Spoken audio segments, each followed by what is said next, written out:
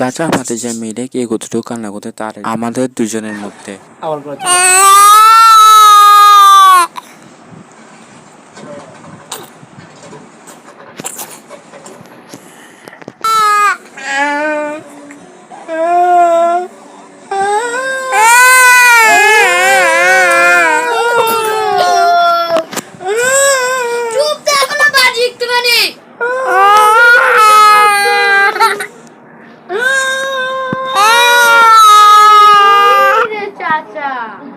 আমাকে চাচিতে মরছে।